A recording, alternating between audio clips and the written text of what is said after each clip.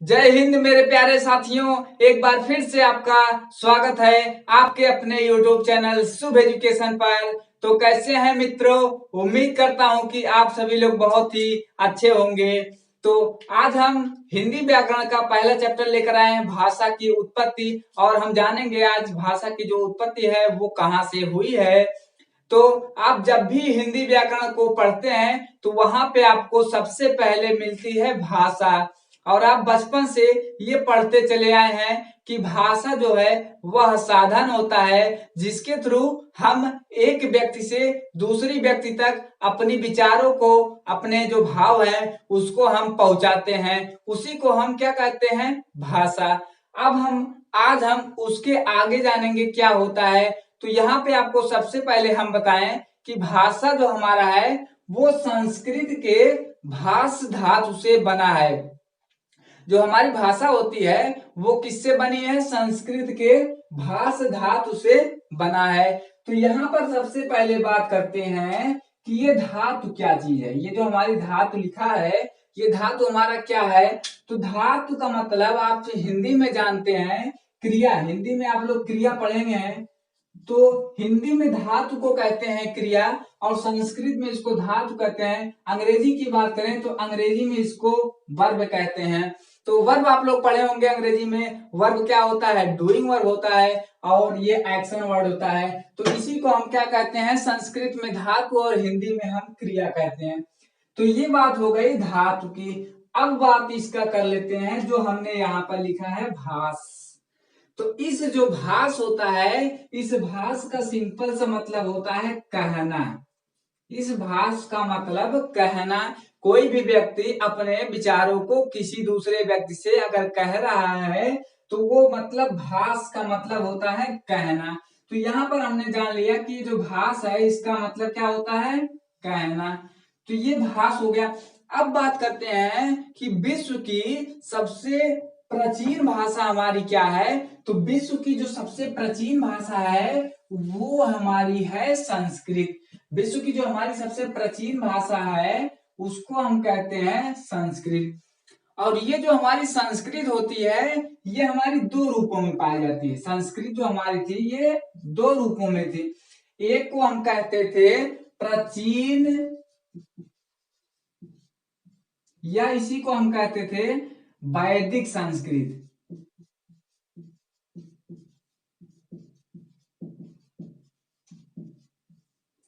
एक को हम कहते थे वैदिक संस्कृत और दूसरे को हम कहते थे लैकिक संस्कृत।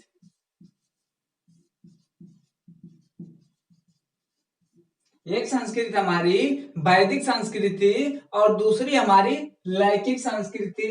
ये जो वैदिक संस्कृत थी ये हमारी 1500 ईसा पूर्व से 1000 ईसा पूर्व तक थी। और जो हमारी लैकिक संस्कृति ये 1000 ईसा पूर्व से ये 500 ईसा पूर्व तक हमारी थी। ये हमारी क्या थी? 1000 से 500 ईसा पूर्व तक थी।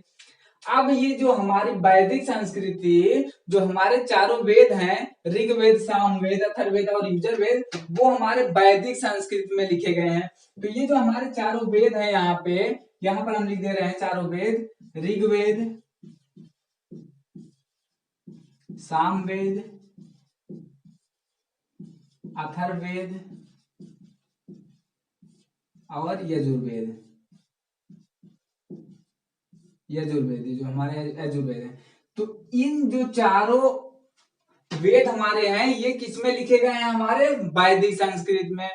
अब इन चारों जो वेद को अगर हम संक्षेप में कहें तो इनको हम कहते हैं संहिता। चारों वेद का अगर हम संक्षेप में कहें तो उसको हम कहते हैं संहिता। तो यहाँ पर हमारे वेद की बात हो गई जो कि वैदिक संस्कृत में लिखी गई है। अच्छा, लैकिक संस्कृत में हमारी क्या लिखी गई है? तो यहाँ पर बात करते हैं लैकिक संस्कृत में हमारी रामायण लिखी गई है, महाभारत लिखी गई है। अच्छा, आपको पता होगा महाभारत का एक और नाम है, उसको कहते हैं जय संहिता। महाभारत का दूसरा नाम क्या है? जय संहिता। ये महाभारत का दूसरा नाम है। इसके बाद इसमें लिखा गया है अरण्यक। आप लोग पुराण पुराण देखते थे, पहले टीवी में आता था विष्णु पुराण, तो पुराण भी हमारे लिखे गए हैं और उप पुराण भी लिखे गए हैं। ये सब हमारे लैकिक संस्कृत में और भी है, ये सब हमारे उपनिषद भी इसी में है, ये सब हमारे लैकिक संस्कृत में लिखे गए हैं। अब जब हम इस संस्कृत से थोड़ा सा लैकिक संस्कृत के और आगे चले तो हमें एक नई भाषा मिली, उस भाषा को हम कहे पाली भाषा। उस भाषा को हम कहें पाली भाषा। क्या कहें? पाली भाषा। इसी को हम कहते हैं पाली भाषा। ये जो पाली भाषा थी ये हमारी 500 ईसा पूर्व से पहली शताब्दी तक थी।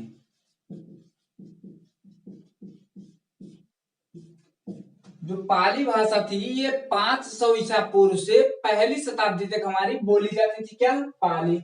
इसी पाली को ही हम कहते थे बौद्धों की भाषा।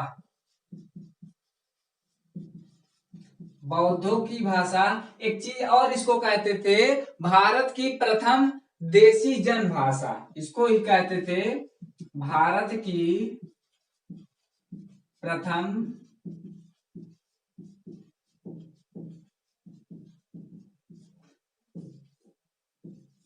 तो पाली भाषा जो हमारी है वो बौद्धों की भाषा है और क्या है? भारत की प्रथम देशी जन भाषा क्या थी? पाली थी। तो आप लोग गौतम बुद्ध का नाम सुने होंगे, तो उन्होंने अपना जो भी उपदेश दिया है और जो भी अपना लिखा है ग्रंथ, सब किसमें लिखा है? पाली भाषा में, क्योंकि उस समय पाली भाषा बोली जाती थी। तो जब पाली से थोड़ा सा और आगे हम बढ़े तो हमें एक नई भाषा मिली, प्राकृत भाषा। कौन सी भाषा मिली? प्राकृत भाषा। अब प्राकृत भाषा जो है ये हमारी पहली शताब्दी से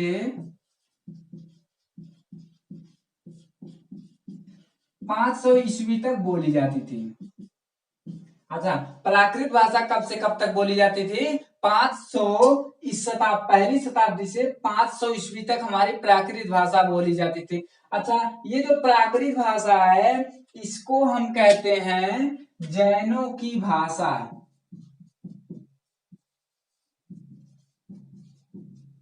प्राकृत भाषा को जैनों की भाषा कहते थे और इसको एक भाषा कहते थे, इसको कहते थे मलेच्छों की भाषा।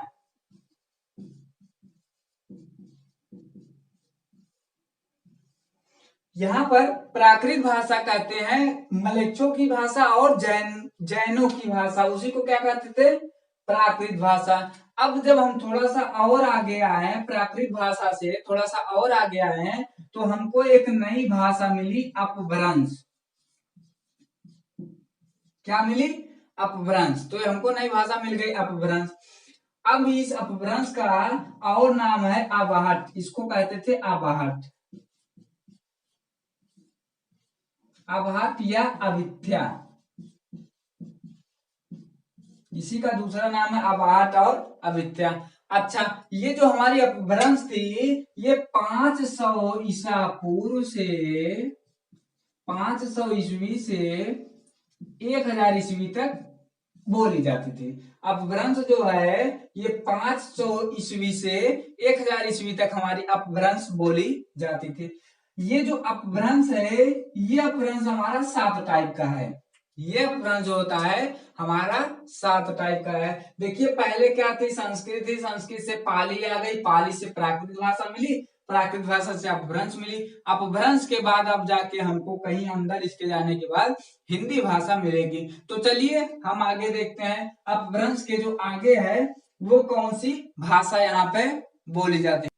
तो यहाँ पर जो हमारा था अपभ्रंश के 7 टाइप हमने आपको बताया है, और अपभ्रंश जो हमारा 500 ईसा पूर्व से 1000 ईसा पूर्व तक बोली जाती थी, उसमें हमने सारों जो 7 टाइप इसका था, यहाँ पर देखिए मैंने एक एक करके सारा एक्सप्लेन कर दिया है। अब मैं आपको 7 टाइप में एक एक करके सारे टाइप के बारे में बताता हूँ कि और कौन सा क्या है। और तो यहाँ पर सबसे पहले है मेरा सौर सेनी अपभ्रंश। पहला कौन सा है? सौर सेनी अपभ्रंश।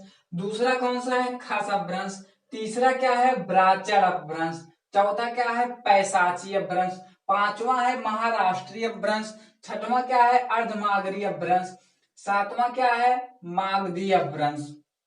तो यहाँ पर 7 टाइप इस प्रकार के अपभ्रंश है। वीडियो ज्यादा लंबा ना बने इसलिए मैंने इन सारे टाइप को यहाँ पर एक एक करके लिख दिया है। तो ये हो गया 7 टाइप का हमारे। अब जो हमारा सौर सेनी अपभ्रंश है ये हमारा 3 टाइप का है। सौर सेनी अपभ्रंश जो होता है वो 3 टाइप का है। पहला है पश्चिमी हिंदी, दूसरा है गुजराती और तीसरा है राजस्थानी हिंदी। अब ये जो हिंदी है इसकी उपबोलियां भी हैं। तो देखिए यहाँ से सब बोली है। तो यहाँ पश्चिमी हिंदी जो है हमारी ये 5 उपबोली है। कौन कौन सी है? बांगरू है, बुंदेली है, ब्रजभाषा है, कन्नौजी है और कौरवी है। तो ये हमारी पश्चिमी हिंदी की बोली है। पश्चिमी हिंदी की कितनी बोलियां हैं? 2 2 4 1 5। पहला है बांगरू, दूसरा है बुंदेली, तीसरा है ब्रजभाषा, चौथा है कन्नौजी, पांचवा है कौरवी। ये जो ब्रज भाषा है इसी को हम कहते हैं खड़ी बोली, जो कि राहुल सांकृत्यायन जी हमारे बताए थे। इसके बाद आते हैं गुजराती है, तीसरा है राजस्थानी हिंदी। राजस्थानी हिंदी जो हमारा उसमें 4 बोलियां हैं। पहला है देखिए, पहला हमारा है मारवाड़ी, दूसरा हमारा है मालवी, तीसरा है मेवाती और चौथा है जयपुरी। तो यहाँ पर हमने चारों टाइप के यहाँ पर देखिए एक्सप्लेन कर दिया है। इसके बाद आते हैं खस अपभ्रंश पे। खस अपभ्रंश जो होता है उसमें हमारी है पहाड़ी हिंदी। तो देखिए यहाँ पे खस अपभ्रंश का पहाड़ी हिंदी है। पहाड़ी हिंदी हमारी 3 बोलियां हैं। पहला है कुमाऊनी, दूसरा है गढ़वाली, तीसरा है नेपाली।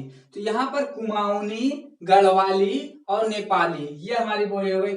इसके बाद थोड़ा सा और आगे चलते हैं तो यहाँ से ब्राचड़ अपभ्रंश मिलता है। तो ब्राचड़ अपभ्रंश जो है इसकी जो बोली है उस एक बोली है सिंधी, उसमें हम एक बोली सिंधी। इसके बाद पैसाची जो है, पैसाची अपभ्रंश में 2 टाइप के हैं, एक है लहदा और दूसरा है पंजाबी।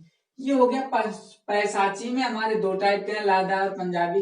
पांचवा है महाराष्ट्री, पांचवा है महाराष्ट्री। तो महाराष्ट्री में हमारा है मराठी भाषा, मराठी है। इसके बाद छठवां है अर्धमागरी, अर्धम गहरी या अर्धमागरी। तो यहाँ पर इसमें जो है पूर्वी हिंदी है। क्या है? पूर्वी हिंदी। इसमें पूर्वी हिंदी में हमारी है अवधी और बघेली है और छत्तीसगढ़ी, 3 उपबोलियां हैं। कौन सी है? अवधी है, बघेली है और छत्तीसगढ़ी है। इसके बाद मागधी अपभ्रंश पे आ जाते हैं। तो मागधी अपभ्रंश जो होता है इसमें है बांग्ला, उड़िया, आसमिया और बिहारी हिंदी। 4 है इसमें, बांग्ला, उड़िया, आसमिया और बिहारी हिंदी। अब बिहारी हिंदी में बात करते हैं, हमारी 3 बोलियां हैं। पहला है मैथिली, दूसरा है मगही और तीसरा है भोजपुरी, जो कि आप यहाँ पर देख रहे हैं। पहला मैथिली हो गया, दूसरा मगही है, तीसरा भोजपुरी है। तो इस प्रकार हमने एक एक करके आपको सारे टाइप के बारे में बता दिया यहाँ पे। अब जो है हिंदी की 5 उपभाषाएं हैं। 5 उपभाषाएं कौन कौन सी है? पश्चिमी हिंदी है, राजस्थानी हिंदी है, पहाड़ी हिंदी है और पूर्वी हिंदी है और यहाँ से बिहारी हिंदी है। तो हिंदी की 5 उपभाषाएं हैं और 5 उपभाषाएं से मिलकर 17 बोलियां हमारी यहाँ पे होती है। तो देखिए कितनी बोलियां हो रही हैं, 4 यहाँ पे है, 5 यहाँ पे, 9 हो गया, 9 3 12 हो गया, 12 3 15, 15 3 18, 18 उपबोलियां हैं हमारी 5 उपभाषाएं के हिंदी से। तो 18 उपबोलियां हैं और 5 क्या है? उपभाषाएं हिंदी की हैं। तो अब हम इसको आपको बता रहे हैं कि जैसे हमें पश्चिमी हिंदी की कितनी बोलियां हैं? 5। इसमें कितनी है? 4। इसमें कितनी है? 3। इसमें कितनी है? 3। यहाँ पे कितने हैं? 3। तो इसको आपको याद करने का एक ट्रिक बता रहे हैं। पश्चिमी हिंदी की जो बोलियां हैं उसको याद करने का ट्रिक है, जैसे बाबू,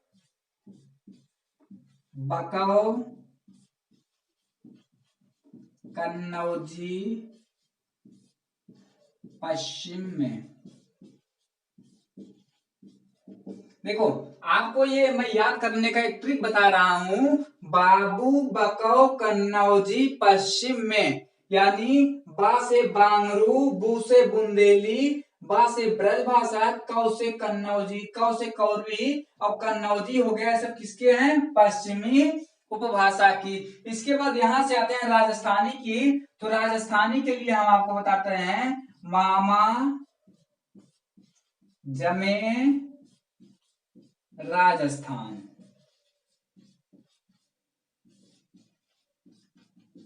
तो मामा जमे राजस्थान, देखो माँ से हो गया मारवाड़ी और माँ से हो गया मालवी, जा से जयपुरी और मे से मेवाती, ये सब किसके हैं? राजस्थानी उपभाषा।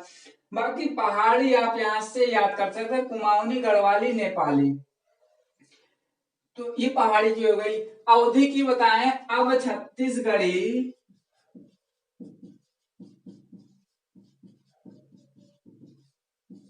अब छत्तीसगढ़ी पूरब में है, इसे आप याद कर सकते हैं। आ से अवधि, बा से बघेली, छत्तीसगढ़ी, ये सब क्या है? पूर्वी हिंदी के हैं।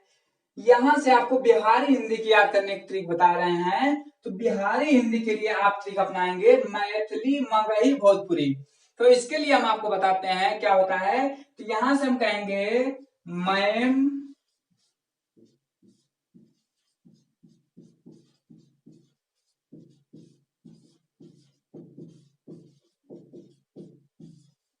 देखिए यहां से हम कहेंगे मैम भोजपुरी बिहार की, मैम भोजपुरी बिहार की।